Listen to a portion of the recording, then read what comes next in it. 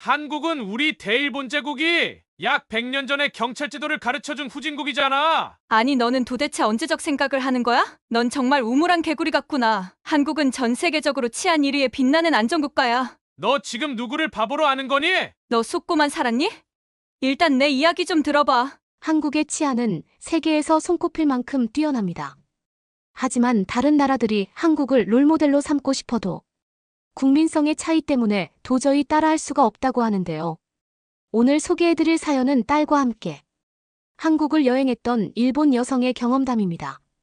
일본 경찰이었던 그녀는 한국의 치안과 한국인의 양심에 충격을 받고 한국의 경찰을 부러워했다고 합니다. 하지만 하루도 되지 않아 그녀는 스스로에게 부끄러움을 느꼈다고 하는데요. 과연 그녀에게는 무슨 일이 있었던 걸까요? 일본 여성의 사연입니다. 감동 시작 애청자 여러분. 영상 시작 전 좋아요와 불우이웃을 위해 끝까지 시청 부탁드립니다. 안녕하세요. 일본 도쿄 경찰청에서 근무하고 있는 30대 여성 미하루라고 합니다. 저는 경찰로서의 경력을 쌓은 지 5년이 넘었으며 이 도시의 안전과 질서를 지키는데 자부심을 느끼고 있죠. 저는 경찰이기 이전에 도쿄 출신의 시민으로서 도시에 대한 애정과 책임감을 가지고 있습니다.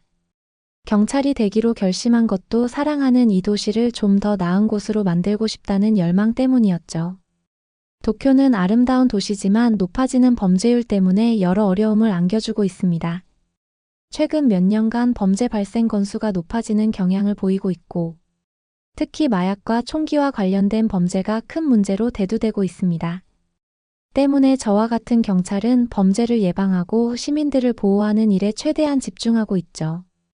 경찰이 수행해야 할 업무는 항상 도전적이고 위험이 뒤따르지만 도시를 더욱 안전하게 만든다는 사명감과 책임감으로 기꺼이 감수하고 있습니다. 경찰 경력이 오래된 만큼 참 다양하고 위험한 임무를 많이 경험했습니다. 그리고 그 과정 중에 목숨을 잃을 뻔한 아찔한 상황도 여러 번 접했고요. 반면 저의 활약으로 범죄를 방지하고 해결한 경우도 많았습니다. 그 덕에 우수경찰로 표창을 받은 적도 있었죠. 저는 경찰이라면 항상 위험에 대비해야 하고 늘 경계심을 풀지 말아야 한다고 생각하고 있습니다. 특히 도쿄 같은 도시의 경찰이라면 더더욱 그렇고요. 그래서인지 동료 경찰들은 저에게 사냥개라는 별명을 붙이기도 했죠. 아무래도 좋다고 생각합니다. 제가 경계심을 예민하게 세우면 세울수록 시민과 동료의 안전을 지킬 수 있는 확률이 높아질 테니까요. 그런데 최근 저에게 아주 어처구니 없는 일이 벌어졌습니다. 그건 불법 무기 관련 제보를 받고 고속도로 근처를 수색하면서 생긴 사건이었어요. 저는 범죄 의심이 농후한 차량을 수배한다는 무전을 받았고 수배 차량과 매우 흡사한 차량을 발견했죠. 저는 그 차를 발견하자마자 정지 명령을 내렸고 운전자에게 하차를 요구했어요. 그런데 운전자가 무슨 일이냐고 물으며 하차 명령에 따르지 않더라고요. 당시 저는 해당 차량이 불법 무기를 소지하고 있을 가능성이 있다는 말에 잔뜩 긴장을 하고 있었고, 그 때문에 그 운전자의 날선 질문이 반항으로 느껴졌죠. 저는 곧바로 그를 무력으로 제압했고 거칠게 수갑을 채웠어요. 그리고 그의 신분증을 찾아서 신분을 확인했죠. 그런데 이게 웬일입니까? 그는 펜실베이니아주에 소속된 검찰이더라고요. 저는 바로 그 순간 뭔가 단단히 잘못됐다고 직감했죠. 화가 난 그 검찰은 자신의 수첩에다 제 소속과 이름을 적더군요. 그리고 불법적인 과잉 조사로 문제가 생길 거라고 경고했어요. 그리고 저는 그 사건이 있은 후 정직 1개월이라는 징계를 받게 되었죠. 징계 사유는 절차를 무시한 강압적인 조사였습니다. 정말 억울한 마음이 컸습니다. 전 그저 제 임무에 충실하려고 했을 뿐이었는데 정직이라는 징계까지 내리는 건 너무하다고 생각했어요. 범죄율이 높은 저희 지역에선 어느 정도의 물리적인 수사와 조사는 필요한 건데 말입니다.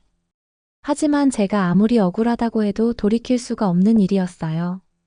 저는 그저 위에서 내리는 처분을 받아들일 수밖에 없었습니다. 정직 처분을 당한 후 몇 날 며칠 동안 할 일 없이 집 소파에 가만히 앉아서 TV만 보고 있었습니다. 그런데 왠지 제 신세가 참 처량하게 느껴지더라고요. 5년간의 경찰 생활에 회의감까지 들었고 적지 않은 우울감도 있었습니다. 그 사건이 항상 열정으로 가득 찬 저를 무기력하게 만들어버린 겁니다.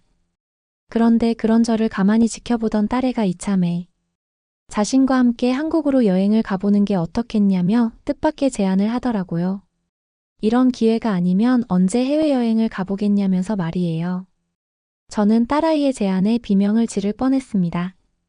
제가 제일 좋아하는 드라마는 한국 서울의 이태원이라는 곳을 배경으로 한 드라마였고, 제가 두 번째로 좋아하는 드라마는 1980년대 서울을 배경으로 한 드라마였거든요. 저는 한국 드라마 때문에 한국에 대한 동경심을 갖고 있었고, 언젠가는 한국 여행을 꼭 한번 가보는 게 제 소원이었어요. K-팝과 한국 가수들을 좋아하는 딸에 못지않게 저도 한국이란 나라를 무척 좋아했습니다. 저는 딸의 제안에 쌍수를 들고 환영했습니다. 딸의 조언처럼 불행을 불행이라고만 생각하지 않고 생각을 바꾸니까 경찰서에서 징계를 받은 게 마치 저에게 휴가가 생긴 것 같단 생각까지 들었어요. 저는 그동안 저축해두었던 돈을 저를 위해 사용하기로 결심했죠. 딸아이와 단둘이 비행기를 타고 한국으로 향하는 길은 정말 흥분되는 순간이었습니다.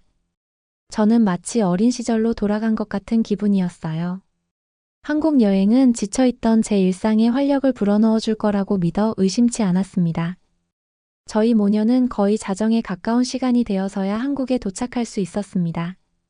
저희는 택시를 타고 예약된 서울 호텔로 이동을 하기로 했어요. 그래서 공항 밖에 대기하고 있는 택시를 물색했습니다. 바로 그 순간 저는 경찰관의 예민한 감각을 발휘했어요. 사실 관광객들을 상대로 한 택시 기사들의 범죄는 어느 나라나 있기 마련입니다. 처음엔 친절한 얼굴을 하고 손님을 맞지만 언제 범죄자로 돌변할지 모르니까요.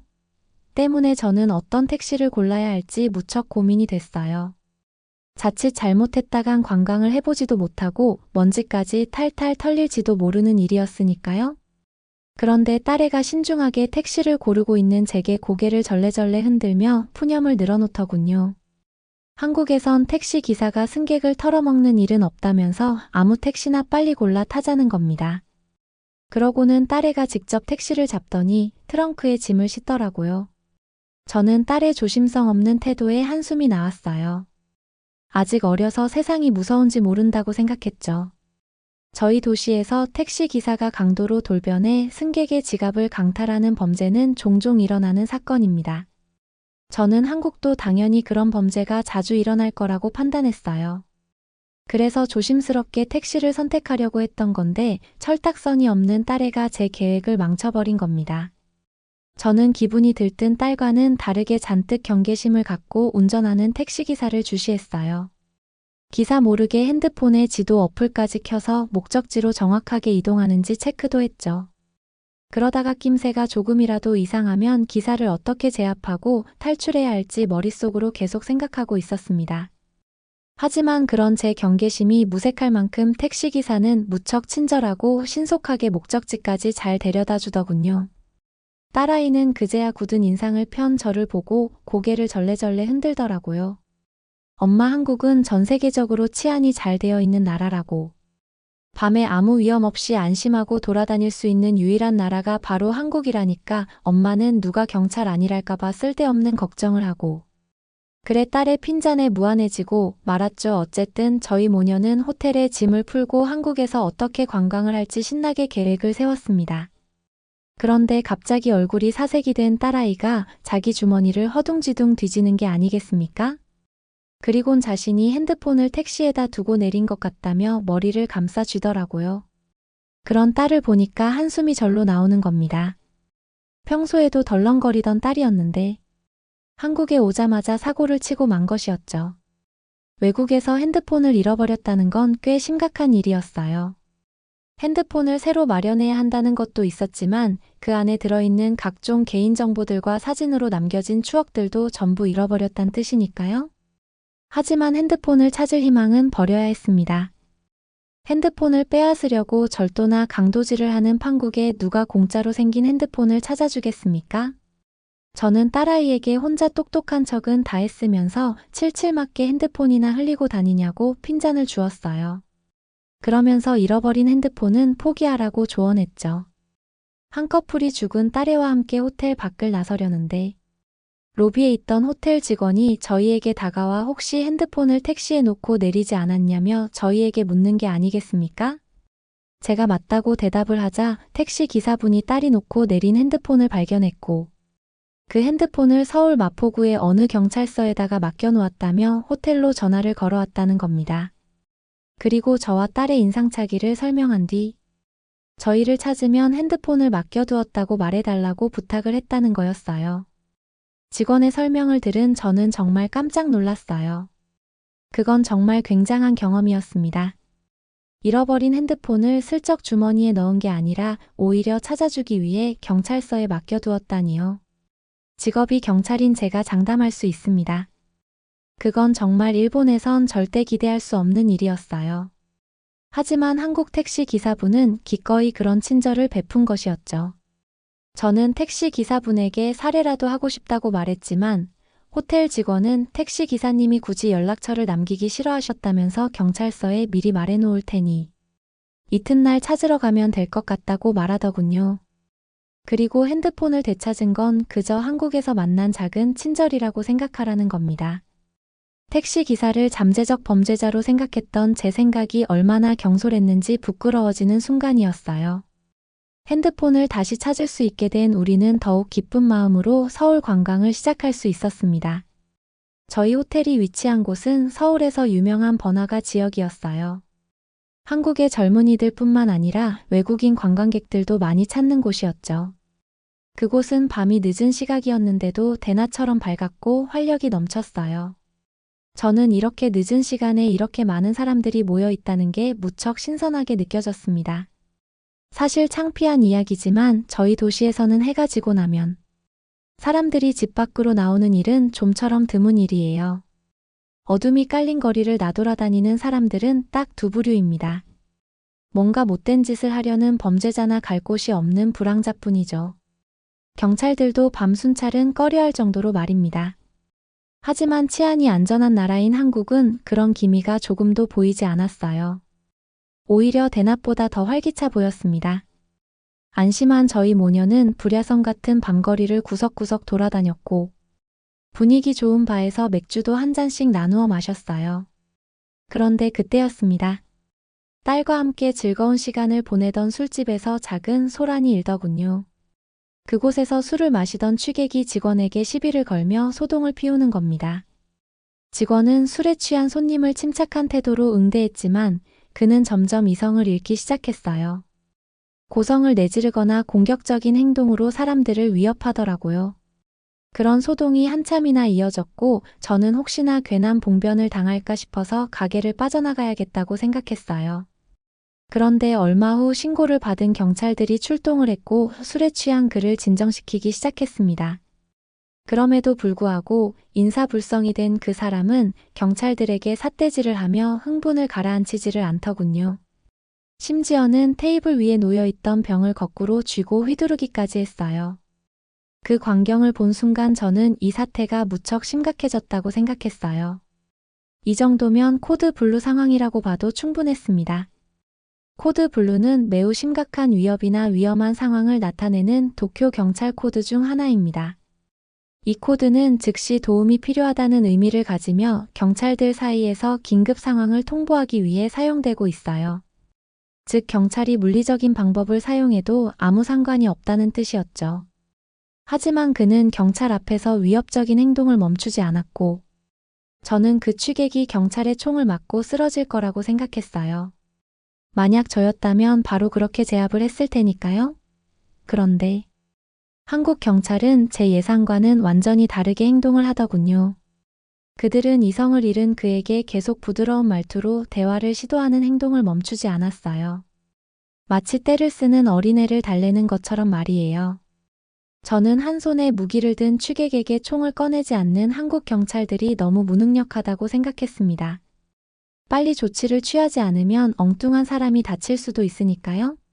그럼에도 불구하고 한국 경찰들은 끊임없이 말을 걸고 설득했어요. 그런데 얼마 후 정말 놀라운 일이 벌어지더군요. 난동을 피우던 그 취객이 경찰 말에 귀를 기울이는가 싶더니 이내 병을 테이블 위에 내려놓고 경찰들에게 고개를 숙이더라고요. 그제야 경찰들은 그 취객을 경찰차에 싣고 사라졌죠. 전 그 광경을 보고 입을 다물지 못했어요. 한국 경찰관들은 끝내 아무도 다치지 않도록 상황을 마무리한 셈이었죠. 호텔로 돌아온 딸과 저는 우리가 목격한 그 상황에 대해 한참 떠들었어요. 저는 딸에게 만약 일본이었다면 그 취객은 틀림없이 총을 맞았을 거라고 말했어요. 한국 경찰관들이 위험한 상황에 대처하는 방식은 분명히 일본과 다른 것 같다고 말이에요. 하지만 20년간 경찰에 몸담았던 저도 어떤 게 옳은 방법인지 확신할 수 없었어요. 이튿날 날이 밝자마자 저희 모녀는 딸의 핸드폰을 찾으러 경찰서를 방문했죠. 그런데 그 경찰서에는 지난밤 술집에 취객을 싣고 가던 그 경찰관들이 있더라고요. 저는 딸의 핸드폰을 건네받으며 도저히 궁금증을 참지 못하고 그들에게 질문을 던졌습니다. 제가 도쿄의 현역 경찰관이고 취객을 상대하는 당신들의 방식을 목격했다고 말했습니다. 그리고 왜 위험해 보이는 취객을 물리적으로 제압하지 않았냐고 물었어요. 그러자 나이가 지긋해 보이는 경찰관이 그렇다고 취객한테 어떻게 수갑부터 채울 수 있겠냐며 껄껄 웃더군요. 그리고 자신들의 관내에는 취객이 소동을 피우는 사건이 자주 벌어지지만 사실 알고 보면 그들은 흉악범이 아니라 평범한 시민에 불과하다는 겁니다. 자신들에게 닥친 힘들고 슬픈 일들을 술로 잊으려다가 실수를 한 것뿐이라며 그들의 행동이 진심이 아니라는 걸 척 보면 알 수 있다는 거였죠. 만약 그들의 행동이 선을 넘었다면 곧바로 제압을 했을 거라면서 말이에요. 그 경찰관은 저희 모녀에게 따뜻한 한국식 커피를 한 잔씩 내어주면서 한국 경찰은 일본 경찰과는 무척 다르다는 겁니다. 예를 들면 지난주에는 어느 할머니가 보이스피싱에 속아서 돈을 인출하러 갔다는 신고를 받고 그 노인을 찾기 위해 경찰관들이 총출동해서 관내의 모든 은행을 뒤진 적도 있다더군요. 그리고 결국 그 할머니를 찾아서 보이스피싱 피해자가 될 뻔한 일을 막았다는 거였죠. 또는 길을 잃어버린 치매 노인분의 집을 찾아주기 위해 동네를 샅샅이 수색하기도 하고 실수로 귀중품을 쓰레기통에 버린 사람에게 도움을 주기 위해 쓰레기 집화장을 뒤지기도 한다는 거였죠. 저는 그 말을 듣고 정말 깜짝 놀랐습니다. 한국 경찰은 정말 세심하게 시민들을 대한다는 생각이 들었습니다. 한국에는 흉악 범죄도 벌어지긴 하지만 이렇게 도움을 구하는 소시민들도 많다는 의미였어요. 때문에 무작정 강력한 제압을 하는 것보다 그 사람의 심리와 상태를 살피는 것도 경찰로서 무척 중요한 덕목이라는 겁니다. 그 경찰관은 30년째 경찰관으로 근무를 하고 있었다며 자신이 경찰관으로서 보고 느낀 점을 담담하게 이야기해 주시더군요. 저는 그분의 말을 들으며 마음속 깊은 곳에서 퍼져나오는 울림을 느꼈어요. 물론 큰 범죄가 자주 일어나는 일본의 상황과는 많이 다르겠지만 경찰로서 시민의 안전을 지킨다는 관점을 다시 한번 정립할 수 있는 순간이었습니다. 저는 그 자리에서 한국 경찰관분과 대화를 주고받으며 피가 되고 살이 되는 이야기를 많이 들었어요. 그리고 제 자신을 되돌아볼 수 있는 계기로 삼을 수 있었죠. 저는 한국에서 딸아이와 함께 여행을 즐기며 재충전의 시간을 가질 수 있었어요. 그리고 일본으로 돌아온 저는 징계 기간을 마치고 자랑스러운 도쿄 경찰관으로 다시 복귀할 수 있었습니다. 하지만 예전과는 달리 조금 더 유연한 사고를 갖기 위해 노력했어요. 후드티를 썼다고 무조건 뒷주머니에 권총이 있는 게 아니며 문신에 뒤덮여 있다고 무조건 범죄자가 아니라는 점을 깨닫게 된 것이었죠. 그리고 그것은 경찰관이 악질 범죄자를 철창에 집어넣는 심판자만이 아니라 선량한 시민에게 어떤 도움이 필요한지 꼼꼼하게 살필 줄 아는 경찰관이 될 수 있는 계기가 되었습니다. 한국을 경험한 후에 한 단계 더 성장한 경찰관이 된 것 같은 기분이 들었어요. 앞으로 은퇴할 때까지 제 임무에 최선을 다하며 편안한 이웃 같은 경찰관이 될 수 있도록 노력할 생각입니다.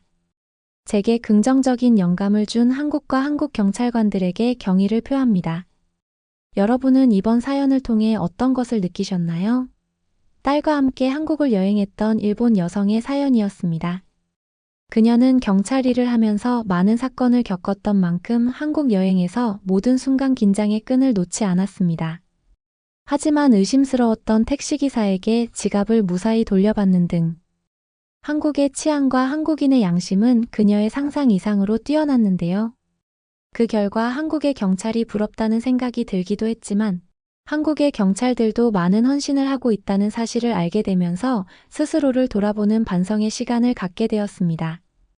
한국 여행을 통해 그녀는 더욱더 성장하게 된 것 같은데요. 앞으로도 경찰관으로서 세상을 안전하고 따뜻하게 지켜내는 그녀가 되었으면 좋겠네요. 여러분은 한국이 안전한 이유가 뭐라고 생각하시나요? 구독과 좋아요 부탁드리며 사연자분께 전해드릴 댓글도 남겨주시면 전달해드리겠습니다. 그러면 더욱 감동적인 다음 사연으로 넘어가겠습니다. 한국으로 향하는 비행기 안. 한 외국인 아기의 울음소리가 고요한 비행기 안에 정적을 깨뜨립니다. 부부는 급하게 아기를 달래보지만 아이는 몇 분째 울음을 그치지 않는데요. 의기소침해진 그들은 힐끔힐끔 주변을 둘러보면서 승객들의 반응을 살핍니다. 그들이 일본에 있을 때처럼 누군가가 항의하지 않을지 걱정스러웠죠. 불행한 예측은 왜 항상 들어맞는 것일까요? 한 중년의 남자가 결심한 듯 좌석에서 일어나 부부에게 다가오는데요. 성큼성큼 다가오는 남자를 보며 외국인 부부는 지레 겁을 먹습니다. 과연 이 외국인 부부는 아기와 함께 무사히 비행을 마칠 수 있을까요? 이야기 속으로 같이 들어가 보시죠. 안녕하세요. 저는 현재 가족과 함께 한국에서 머무르고 있는 레이지나라고 합니다. 저는 인공지능 회사의 AI 개발자, 와이프는 유튜버로 둘 다 재택 근무를 하고 있어서 일하면서도 자유롭게 세계를 돌아다닐 수 있었는데요. 다만 떠돌이처럼 지내던 저희 부부에게도 아이가 생기면서 변화가 찾아왔고 와이프가 임신하고 난 후 노르웨이로 돌아가 그곳에서 출산을 준비했습니다. 그리고 아들이 태어나 생후 10개월이 되자 또다시 다른 곳으로 떠나자고 마음먹었습니다.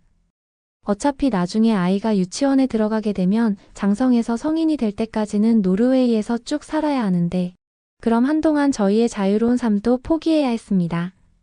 그 전에 가보지 못했던 다른 나라에서 살아보고 싶었습니다. 물론 부부 둘이 있을 때와 달리 나라를 정할 때 고려해야 할 것들이 늘어났습니다. 아기를 위해서는 위생 수준과 치안 수준, 의료 수준 이 세 가지가 모두 괜찮으면서 인프라도 어느 정도 갖춰진 곳을 가야 했습니다. 그러면서도 저희가 가보지 못한 국가여야 했고요. 고민 끝에 선택한 나라는 일본이었습니다. 일본은 세계적으로 사람들이 예의 바르다고 정평이 나 있는 나라였고 기본적으로 선진국으로 웬만한 인프라는 다 갖추어져 있었습니다. 저희는 사가현 남동부에 위치하는 사가시라는 도시에서 살게 되었습니다. 전통 문화와 역사적인 명소들이 잘 보존되어 있고 조용하고 평화로운 분위기의 도시였습니다. 이것만 들으시면 무척 살만하다고 여기실 겁니다. 네, 저희도 그런 줄 알았어요. 일본은 아날로그의 나라였습니다. 그래서일까요? 뭘 하든 너무 느리고 옛날 방식을 고수하려고 했습니다. 제가 사는 노르웨이도 행정이나 택배, 배송 등이 느린 나라인지라 자국민들조차 답답하다는 사람들이 많았지만 일본도 만만치 않더군요. 일본의 외국인 등록증인 재료 카드 관련해서 정말 간단한 민원 업무를 보려고 구약소라는 일본 주민센터에 간 적이 있었는데 아침에 갔다가 점심도 굶고 오후에 나왔을 때 정말 기가 막혔던 기억이 납니다. 그 외에도 음식점이든 옷가게든 현금을 요구하는 경우가 많아 항상 동전 지갑을 가지고 다녀야 했고 통장에서 돈을 빼서 써야 했으니 ATM 수수료도 나갔죠. 게다가 저희는 유럽 통화인 유로로 소득을 얻는 사람이었기 때문에 환전도 자주 해야 해서 또 환전 수수료도 많이 나갔습니다. 뭔 놈의 수수료가 이렇게 비싼지 이해가 안 되더군요. 여기에 일본 문화 특유의 눈치를 많이 봐야 하는 점도 힘들었습니다.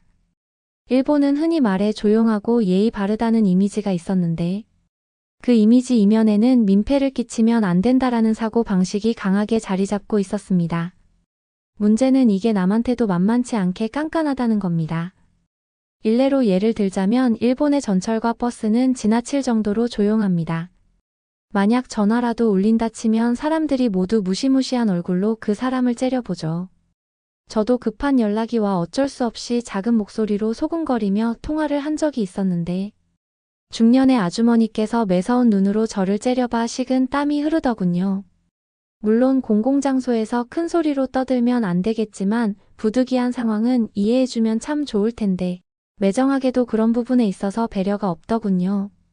제가 일본에 살면서 가장 슬펐던 일이 아기의 울음소리 때문에 기차에서 쫓겨난 일이었습니다. 주말 여행을 다녀올 예정이었던 저희 가족은 기차를 오를 때만 해도 설레는 기분이었습니다. 아기가 어렸으니 먼 곳을 다니면서 여러 곳을 구경하진 못해도 료칸 같은 곳에서 머물며 온천 여행 정도는 즐길 수 있을 것 같았죠. 하지만 아들이 갑자기 중간에 울음을 터뜨리자 일제히 사람들이 저희를 싸늘한 눈빛으로 쳐다보고 있었습니다. 대놓고 짜증을 부리거나 호통을 치는 건 아니었지만 저렇게 아무 말 없이 노려보는 게 더 무서웠습니다. 저와 와이프는 어떻게든 아들을 달려보려고 애썼지만 아기는 쉽게 울음을 그치지 않았습니다. 우리 부부는 좌석칸을 나와 아이를 10분 가까이 달랬고 마침내 아들이 울음을 멈췄습니다. 안도의 한숨을 쉬는 그때 철도 승무원이 조용히 다가왔습니다. 저희 승객 중 몇 분이 아기 울음소리 때문에 항의하셨어요. 죄송하지만 10분 뒤 정차하는 역에서 내려주셨으면 합니다. 저희는 깜짝 놀라면서 이제 아이가 그쳤다고 열심히 해명했지만 승무원은 죄송하다는 말만 반복하며 내릴 것을 요구했습니다.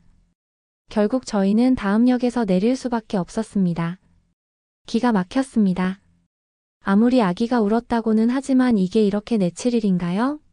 저희는 자리에 있으면 사람들 눈치가 보일까봐 좌석칸을 나와서 달랬는데 그것조차도 고깝게 보고 노려보는 사람이 있더니 기어이 승무원에게 클레임을 건 모양이었습니다.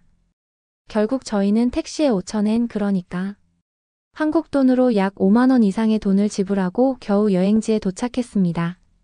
저희는 그 뒤로 일본 지역 여행은 꿈도 꾸지 못했고 지낸 지 6개월 정도 되자 너무 불편해서 더는 못 있겠다는 생각이 들었습니다.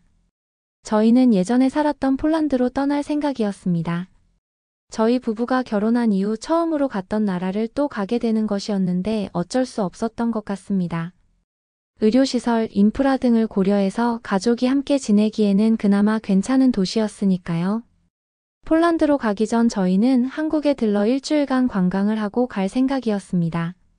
특히 한국 드라마를 좋아해 한국어 공부까지 했던 저희 와이프는 드디어 꿈꾸던 나라를 볼 수 있다는 생각에 무척 들떠 있었습니다.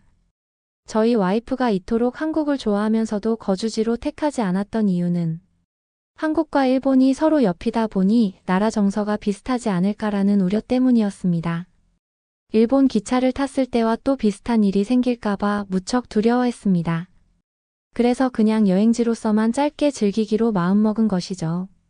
대한항공 인천행 비행기를 타려고 탑승 게이트에 서자 와이프가 맨날 일본어만 듣다가 한국말이 들리는 게 신기하다면서 설레했습니다. 아무래도 한국행 비행기이다 보니 승객의 대부분이 일본에서 고향으로 돌아가는 한국인인 듯 했습니다. 마침내 비행기에 탑승한 저희는 제발 이번에는 아기가 울지 않기를 바랐어요. 한국과 일본은 가까워서 고작 1시간만 비행할 뿐이었지만 밤 시간 비행기였기 때문에 자는 승객들도 있었을 테니까요. 그러나 아들은 저희의 희망을 저버리고 비행기를 탄 지 20분 만에 바로 칭얼거리기 시작했습니다. 또다시 일본 기차에서 겪었던 악몽이 재현되는 것 같았죠. 아기의 칭얼거리는 소리는 갈수록 커지더니 결국 큰 소리로 울음을 터뜨리고 말았습니다. 주변을 살펴보니 화들짝 놀라 잠에 깨는 사람들, 대체 무슨 일인가 싶어 고개를 요리조리 돌리는 사람들이 속출했습니다. 점점 눈치가 보이기 시작한 저희는 아이에게 제발 그쳐달라고 애원하면서 달래는 수준에 이르렀습니다. 그리고 그때 중년의 한 남성이 벌떡 일어나 저희에게 걸어오기 시작했습니다. 저희 부부는 아기 울음소리 때문에 화가 난 거라고 생각하고 겁을 먹은 눈빛으로 그를 쳐다봤습니다. 성큼성큼 걸어온 남자는 갑자기 손을 뻗었습니다. 우리를 때리려는 줄 알고 와이프와 아내를 보호하며 눈을 질끈 감았죠. 하지만 눈을 떠보니 남자는 두 팔로 마치 아기를 포옹하고 싶다는 자세를 취하며 외국어로 말을 걸었습니다. 이를 옆에서 듣고 있던 와이프는 저 한국인이 아기를 달래주고 싶어 한다고 안아봐도 되겠냐고 물어보는 거라고 했습니다. 평소 같으면 모르는 사람한테 절대 아기와의 스킨십을 허용하지 않았겠지만 아기가 우는 정신없는 상황이었기 때문에 저희는 얼떨결에 아기를 아저씨에게 안겨주었습니다. 이 한국인 아저씨는 굉장히 능숙한 손길로 아기를 안고 달랬습니다. 남자가 둥가둥가 해주며 아이를 달래자 아기는 점점 울음을 그치기 시작했습니다. 달래 아기를 다시 저희에게 넘기려고 했지만 저희 아들이 아저씨에게 꼭 붙어 떨어지지 않으려고 했습니다. 제가 억지로 떼내려고 했으나 다시 울기 시작했죠. 아저씨는 결국 다시 저희 아기를 안았습니다.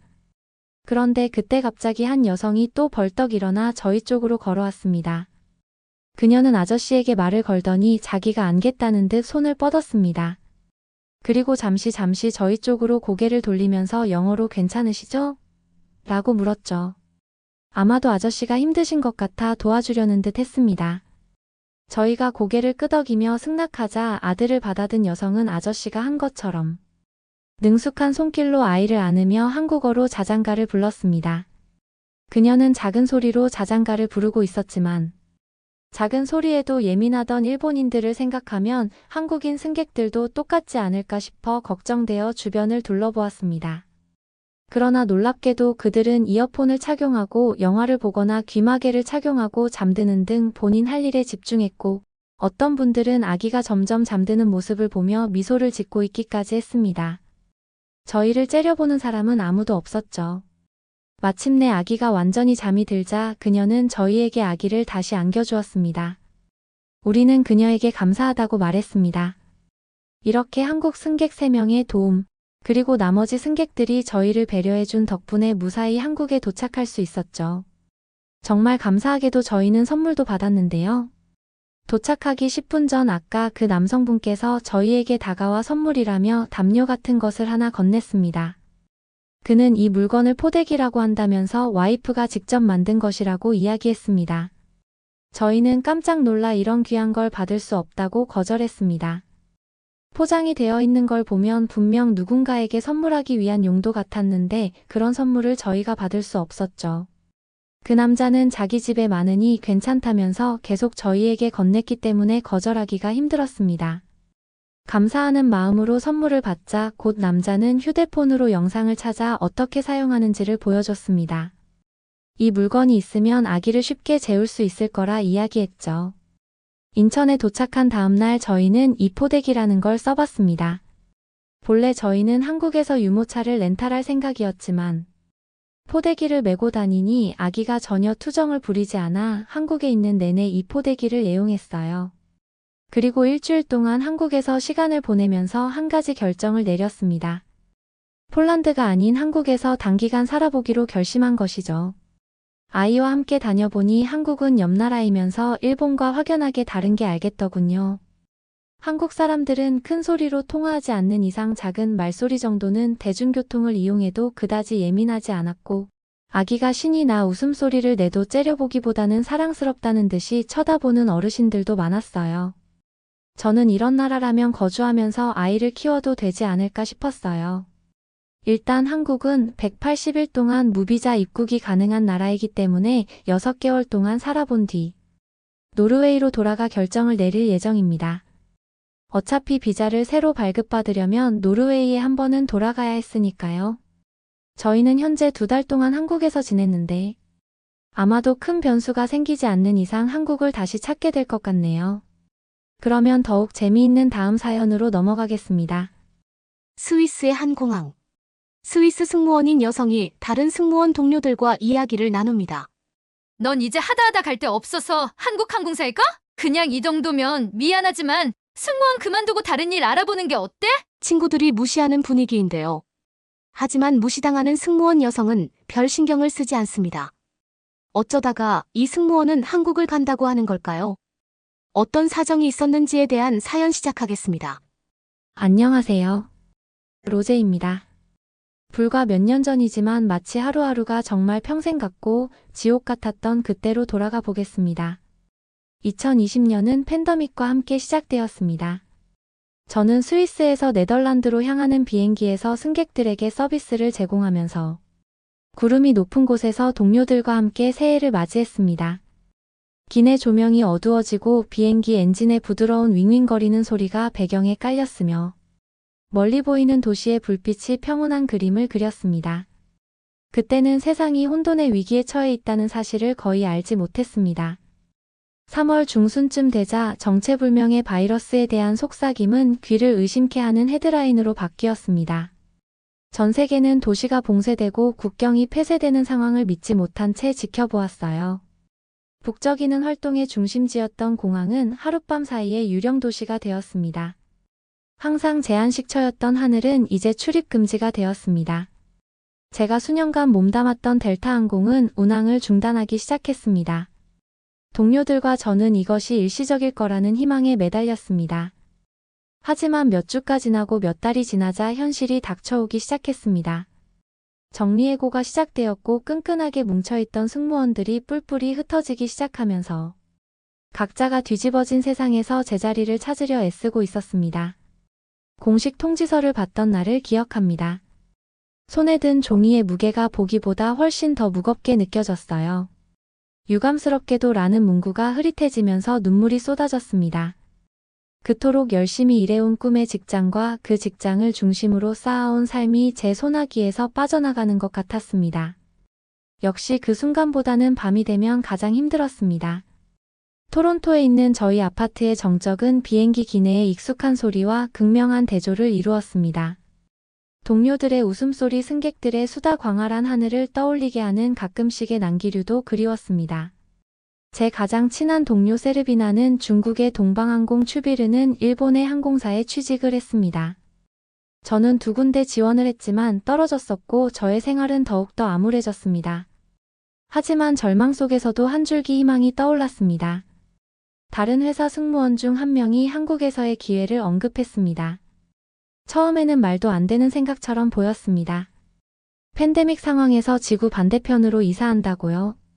하지만 생각하면 할수록 이건 하늘이 주신 계시 같은 게 아닌가 싶었어요. 어쩌면 저를 새로운 모험으로 이끌고 있는지도 모르겠습니다. 무거운 마음과 추억으로 가득 찬 여행 가방을 들고 저는 도약을 결심했습니다. 아무것도 몰랐던 한국이 저의 새로운 터전이 될 것이기 때문이었습니다. 한국으로 이주하기로 한 결정은 가볍게 내린 것이 아니었습니다. 토론토에 있던 제 아파트는 추억과 웃음소리, 이제는 아득해 보이는 꿈으로 가득했습니다. 짐을 꾸릴 때마다 감정이 벅차오르곤 했습니다. 자랑스럽게 입었던 유니폼, 수많은 경유지에서 받은 기념품, 승무원들의 사진 등 하나하나의 사연이 담겨 있었습니다. 출발 전날 밤이 기억납니다. 토론토의 도시 불빛이 창밖으로 반짝이며 혼란스러웠던 상황이었어요. 수많은 질문이 머릿속을 맴돌았습니다. 내가 옳은 선택을 한 걸까? 내가 도망친 건가? 너무 다른 나라에 정착할 수 있을까? 하지만 머리가 계속 복잡했을 때 갑자기 떠올랐습니다. 로제야, 인생은 폭풍우를 피하는 게 아니라 빗속에서 춤추는 법을 배우는 거야. 라고 할머니가 말씀하셨던 어린 시절의 기억이 떠올랐거든요. 수년 전에 하신 그 말씀은 이제 깊은 의미를 담고 있습니다. 이때를 위해서 할머니가 이야기를 하신 거구나 싶었어요. 드디어 저는 춤추러 한국에 가야 하는 거구나 싶었습니다. 서울로 향하는 여정은 흐릿했습니다. 한때는 위안이 되었던 비행기의 윙윙거리는 소리가 이제는 낯설게 느껴졌습니다. 저는 이곳도 저곳도 아닌 다른 세계에 있는 느낌이었어요. 비행기가 인천국제공항에 착륙하자 불안의 물결이 밀려왔습니다. 한국어 안내방송, 낯선 얼굴들, 광활한 터미널 등 모든 것이 압도적이었습니다. 그런데 예상치 못한 일이 벌어졌습니다. 비행기에서 내리자 7살도 안 된 어린 소녀가 제게 다가왔습니다. 큰 눈과 수줍은 미소를 지으며 작은 종이약 한 마리를 건네주었습니다. 행운을 빌어요. 소녀는 서툰 영어로 속삭이더니 엄마에게 달려갔습니다. 그 작은 종이약, 그 단순한 친절이 저에 대한 한국의 인식이 완전 바뀌는 순간이었어요. 낯선 땅에서도 인간애를 나눌 수 있는 연결의 순간이 있다는 것을 일깨워 주었습니다. 학을 주머니에 소중하게 넣고는 새로운 각오를 다지며 저는 한국이 저를 위해 준비한 모든 것을 받아들일 준비가 된 채 미지의 세계로 발을 내딛었습니다. 인천국제공항의 광활한 공간은 인상적었어요. 세련된 건축물과 다양한 언어의 왁자지껄한 소리. 출국장과 입국장의 정돈된 혼잡함이 현대 한국의 모습을 생생하게 그려냈습니다. 공기는 설렘과 기대감, 그리고 인근 식당에서 풍기는 한국 음식의 향기로 가득했습니다. 입국 심사대를 통과하면서 만감이 교차하는 것을 느꼈습니다. 공항 직원들의 근엄한 표정, 빠른 여권 도장 찍기. 그리고 긴 줄은 제가 더 이상 익숙한 땅에 있지 않다는 것을 알려주는 것 중 하나가 되었다고 해야 할까요? 하지만 가끔씩 동료 여행객의 미소나 공항 직원의 고개가 작은 위안을 주었습니다. 공항을 통과하자 넓은 메인홀이 저를 맞이했습니다. 디지털 디스플레이를 통해 문화 공연이 펼쳐지고 키오스크에서는 한국의 역사와 유산을 엿볼 수 있었습니다. 이곳은 단순한 공항이 아니라 한국인의 영혼이 깃든 관문이라는 것이 분명했습니다. 저는 잠시 시간을 내어 공항 카페 중 한 곳에 앉기로 했습니다. 처음으로 마시는 정통 한국차를 마시며 세상 돌아가는 모습을 바라보았습니다. 제외하는 가족들, 다음 미팅을 위해 서두르는 비즈니스 머스맨들, 열심히 여행 계획을 논의하는 관광객들, 저마다의 사연과 여정을 가진 사람들. 갑자기 부드러운 멜로디가 제 귀를 사로잡았습니다. 고개를 돌리자 한국 전통 악기를 연주하는 연주자 그룹이 보였습니다. 가야금에 잊혀지지 않을 만큼 아름다운 소리와 장구의 소리가 어우러져 저를 한국의 고대시대로 데려다 주었습니다. 한국의 풍부한 문화를 엿볼 수 있는 공연이었어요. 기분이 좋아진 저는 짐을 챙겨 출구로 향했습니다. 문이 열리자 분주한 바깥 세상이 펼쳐졌습니다. 밝은 불빛과 우뚝 솟은 고층 빌딩, 그리고 멀리서 들려오는 도시의 웅성거림이 저를 기다리고 있었습니다. 신비와 경이로움이 가득한 서울이 조금만 더 가면 도착했습니다. 심호흡을 하고 종이약을 소중히 주머니에 넣은 채 선선한 한국의 밤 속으로 들어서며 기대했어요. 서울 도심에 위치한 대한항공 본사는 현대적인 경이로움을 자아내는 건물이었습니다. 반짝이는 유리 외관은 도시의 스카이라인을 반영했고, 상징적인 로고인 태극 문양은 한국인의 환대 정신의 중심지로의 여행을 약속했습니다. 첫날 저는 긴장감이 가득했습니다. 건물의 거대한 규모와 깔끔한 유니폼을 입은 수많은 얼굴들. 그리고 제 커리어의 새로운 장을 시작한다는 사실에 저는 설레었습니다. 어렸을 때 에어 캐나다에 입사한 그때와는 전혀 다른 느낌이었어요. 하지만 메인홀에 들어서자 따뜻한 환영이 기다리고 있었습니다. 저와 마찬가지로 전 세계 각지에서 온 훈련생들이 하늘을 향한 공통의 열정으로 한자리에 모였습니다. 교육은 회사의 가치에 대한 소개로 시작되었습니다. 존중, 탁월함, 정직은 단순한 단어가 아니라 대한항공을 지탱하는 기둥이었습니다. 저희는 단순히 승무원이 되기 위한 교육을 받는 것이 아니라 한국 문화의 홍보대사로 양성되고 있었습니다. 그 기간은 상당히 길었어요. 신갈연수원과 객실훈련원 등등 이동하면서 계속 배워나갔어요. 에어 캐나다에서 교육받은 것보다 더 꼼꼼하고 많은 과정이었습니다. 한국 항공사들이 왜 잘 되는지 알게 되는 부분이었어요. 안전 절차부터 고객 서비스, 복잡한 기내 서비스 이해, 한국식 에티켓 숙달까지 모든 분야를 세심하고 꼼꼼하게 배워야 했습니다. 하지만 일만 하는 것은 아니었습니다. 저녁 시간은 문화체험 세션으로 채워졌습니다. 한국 전통 무용의 우아한 동작과 한국 가곡의 감미로운 선율을 배우고 아름다운 한지공예를 직접 만들어 보기도 했습니다. 유난히 고된 하루를 보낸 어느 날 저녁, 저는 연수원 옥상 정원에서 저를 발견했습니다. 아래로는 서울의 불빛이 반짝이고 선선한 바람이 느껴졌었어요. 그 자리에 서서 생각에 잠겨 있는데 부드러운 목소리가 들려왔어요. 우리를 가르쳐주는 분 중 한 명인 다현 씨였습니다. 씨는 대한항공과 함께 한 여정, 그곳에서 본 장소, 만난 사람들, 추억에 대해 이야기했습니다. 하지만 그보다 더 중요한 것은 유니폼을 입을 때마다 느꼈던 자부심, 국가를 대표한다는 책임감. 각계각층의 사람들과 소통하는 기쁨에 대해 이야기했습니다. 그녀의 말은 깊은 울림을 주었습니다. 그 순간 드넓은 한국의 하늘 아래 옥상에서 저는 깊은 소속감을 느꼈습니다. 저는 더 이상 단순한 훈련생이 아니라 대한항공 가족의 일원이 되었습니다. 몇 주까지 나면서 유대감은 더욱 강해졌습니다. 처음에는 낯설었던 사람들이 친구가 되었고 우리는 함께 일생일대의 여정을 시작했습니다. 활기찬 에너지가 넘치는 서울은 대조의 도시였습니다. 고궁은 반짝이는 고층 빌딩 사이에 당당히 서 있었습니다.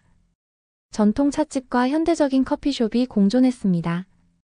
이런 대조적인 풍경 속에서 저는 캐나다에 뿌리를 둔 채 새로 찾은 한국 환경 사이에서 균형을 찾으려고 노력했습니다. 첫 번째 장애물은 언어였습니다.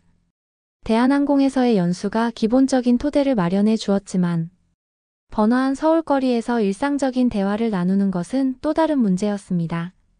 처음으로 혼자 현지 시장에 갔을 때가 기억납니다. 몇 마디 말과 몸짓으로 무장한 채 신선한 농산물을 사려고 했죠. 실수로 사과를 1개가 아닌 10개를 달라고 하는 등 우스꽝스러운 실수를 거듭한 끝에 과일이 가득 담긴 가방과 함께 웃음과 추억이 가득한 마음을 안고 시장을 떠났습니다. 음식도 또 다른 즐거운 도전이었습니다. 풍부한 맛과 다양한 식감을 자랑하는 한식은 정말 너무 맛있었어요. 김치의 매콤한 맛부터 삼계탕의 포근한 온기까지 모든 음식에는 스토리가 담겨 있었습니다.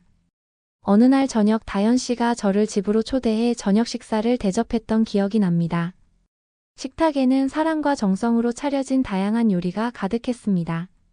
함께 이야기를 나누고 음식을 먹으면서 한국에서 식사는 단순히 생계를 위한 것이 아니라 관계, 전통 가족을 위한 것이라는 것을 깨달았습니다. 하지만 언어와 음식을 넘어 제 마음을 움직인 것은 한국 문화의 무형적인 측면이었습니다. 깊은 공동체 의식 우서른을 공경하는 마음, 조화와 균형의 중요성 등 일상생활에서 느낄 수 있는 가치들이 저에게 깊은 울림을 주었습니다.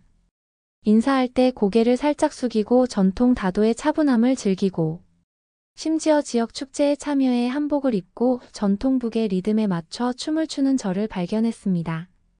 가장 가슴 뭉클한 순간 중 하나는 한국의 추수감사절인 추석 때였습니다.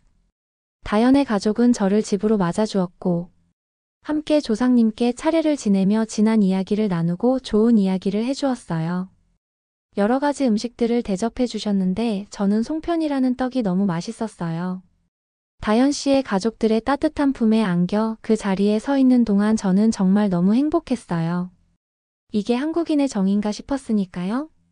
가족과 수천 마일 떨어져 있었지만 바로 그곳에서 저는 집처럼 편안함을 느꼈습니다. 그리고 바로 다음 주에 중국과 일본 항공사로 갔던 친한 동료인 세르비나와 추비르와 화상, 통화를 통해 서로의 안부를 묻기로 했습니다. 새로운 곳에서 적응을 잘하나 싶어서 저는 궁금했습니다. 하지만 통화가 진행되면서 이들의 여정이 생각만큼 순탄치 않았다는 것을 알게 되었습니다. 중국의 동방항공에 입사한 세르비나는 한숨부터 내쉬며 이야기를 시작했습니다. 중국 항공산업의 빠른 성장은 정말 좋아. 그래서 기술과 인프라는 최고 수준이지만 업무 문화는 전혀 달라. 근무 시간도 길거나 장벽도 너무 어려워. 고객님들도 거의 중국어로만 대답을 해. 그리고 매너가 너무 없고 지저분하고 비행기 탈 때도 위험한 상황이 한두 번이 아니었어. 그리고 음식도 너무 나랑 맞지 않아. 일단 더럽다고 해야 하나. 가장 일본을 좋아하고 관심 있어 해서 일본 항공사에 취직한 추비르가 침울한 어조로 말을 이어갔습니다. 나도 세르비나의 감정에 공감해. 일본은 아름답고 전통에 대한 존중은 존경할 만해. 하지만 업무 환경은 엄격하고 깨어있지가 않아. 마치 90년대 느낌이야. 예전부터 있던 위계 질서가 있고 나는 외국인이어서 그런지 종종 어울리지 못하고 있어. 단순한 친근한 제스처도 때때로 잘못 해석되어서 오해를 산다니까. 그래서 이래야 되냐 저래야 되나. 매일매일 다시 생각하게 되는 게 힘들어. 세르비나와 추비르는 델타 항공에서 나눈 동료의 의사소통의 용이성, 문화적 경계를 초월한 상호 존중에 대해 이야기했습니다. 두 사람은 익숙한 얼굴, 함께 나누던 농담, 수년간 함께 일하며 쌓은 이해가 그립다고 했습니다. 그들의 이야기를 들으면서 저는 만감이 교차하는 것을 느꼈습니다. 비교적 순조롭게 한국에 적응한 것에 대한 감사함, 그들의 어려움에 대한 공감, 그리고 우리가 나눈 유대감에 대한 새로운 감사가 느껴졌습니다. 두 사람의 이야기를 들으며 제 한국에서의 경험을 되돌아보지 않을 수 없었습니다. 적응은 놀라울 정도로 순조로웠습니다. 전통과 현대가 조화를 이룬 대한항공은 지원적인 환경을 제공했습니다. 팀워크와 개성에 대한 존중을 강조하고 외국인 직원들을 통합하려는 회사의 노력은 큰 차이를 만들었습니다. 교육은 승무원으로서의 역할뿐만 아니라 한국 문화를 이해하고 감상하는 데 중점을 두었습니다. 제 경험을 공유하면서 세르비나와 추비르의 목소리에서 부러움의 기운을 느낄 수 있었습니다. 한국은 진짜 좋다. 세르비나는 그리움이 묻어나는 목소리로 말했습니다. 추비르는 한류에 대해 많이 들었는데 항공업계에서도 그 영향력을 발휘하고 있는 것 같아 역시 한국이 좋구나 라고 이야기했습니다. 세르비나와 추비르는 지원적인 직장 문화 기술 발전 한국인의 삶을 경험하고 싶어 했습니다. 웃음과 희망 그리고 언젠가 같은 한국의 하늘 아래에서 다시 만나고 싶다는 이야기로 통화를 마무리했습니다. 사연자분께서 한국에서 잘 적응 잘하시면서 잘 지냈으면 좋겠습니다. 세르비나 씨와 추비르 씨도 한국으로 오셨으면 더 좋겠네요. 이런 한국에 대한 인식이 앞으로 더 좋아졌으면 좋겠습니다. 여러분은 어떻게 보셨나요? 응원과 격려의 한마디씩을 댓글로 남겨주시기 바랍니다. 사연자분들에게 전달해드리겠습니다. 실제 사연 제보를 받고 있습니다. 채택되신 분께는 작은 선물도 보내드리고 있습니다. 저희의 사연이 여러분의 하루에 작은 힘이 될 수 있었으면 좋겠습니다. 감동적인 사연을 주변 분들과 이야기 나눠보세요. 더욱더 좋은 영상으로 다시 찾아뵙겠습니다.